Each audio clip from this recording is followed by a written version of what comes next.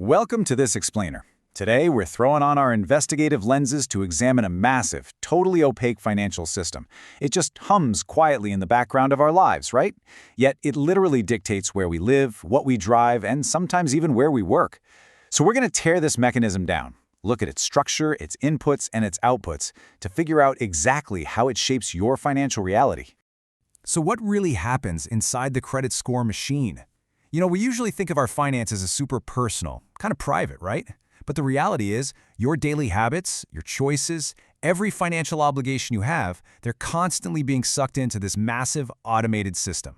Basically, you are the raw material here. But what actually happens to that material once it crosses the threshold? Let's kick things off with part one, the hidden financial machine. For most of us, this whole setup feels like a total black box. Information goes in, and a judgment comes out the other side, but the inner workings, completely hidden behind complex algorithms and proprietary formulas. It just sits there silently in the background of our economy, constantly calculating and recalibrating without ever asking for our input, or even explaining its own logic. It literally just watches, measures, and reports. To pierce through that black box, let's move to part two, defining the core components. Okay, let's start with the first component, credit. At its most fundamental level, this entire system is built on something deeply abstract and, deeply human, trust. Before we had massive databases and algorithms, credit was just a merchant trusting you to pay them back next week, right? It's simply the ability to borrow based entirely on the promise of future repayment. What this modern system has done is take that messy, nuanced human concept of a promise and translated it into hard, cold data that can be measured at an unbelievable scale.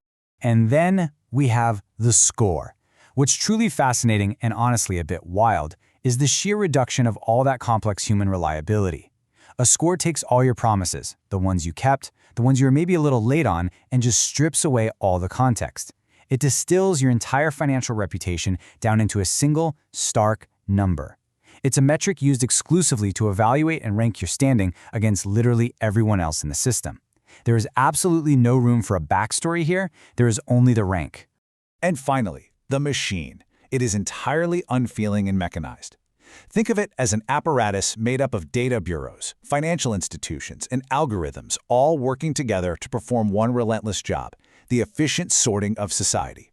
And funny enough, it doesn't judge you morally at all.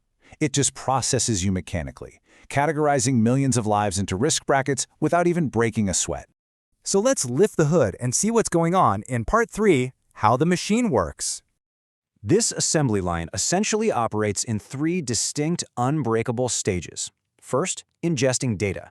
That means gathering absolutely every digital footprint of your borrowing history. Second, algorithmic sorting. This is where those abstract human actions are swallowed up, meticulously categorized and analyzed by heavy-duty mathematical models. And third, generating output. The machine pushes all that processed data toward a final, definitive verdict on your financial trustworthiness.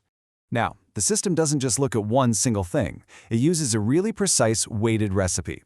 The largest chunk revolves around your historical behavior, basically how you've acted in the past. But that gets balanced against your current capacity, meaning how much of your available trust you're actively using right now. And finally, time factors, like how long you've actually been proving your trustworthiness within the system. It's a very carefully calibrated formula. But you can never forget what actually feeds these metrics. Like we said earlier, you are the raw material fueling this mechanism. Every single time a bill is paid, a positive signal fires down the wire. Every time a promise is broken, even if it's just missing a $10 minimum payment on some store card, a fracture is recorded in the data. You are constantly communicating with the machine, whether you realize it or not. Which brings us to the end of the conveyor belt. Part 4, the final output.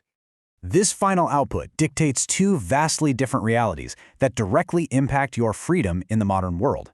On one side, a favorable output means trust is granted and doors literally fly open.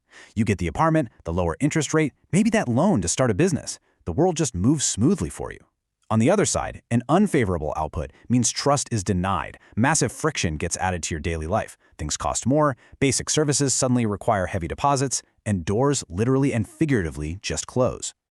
As we wrap up this explainer, we've seen exactly how this machine operates, how it ingests your behavior, and ultimately how it shapes your reality. Yes, the system is entirely automated, but remember, the inputs belong to you. So the ultimate question I want to leave you with is this.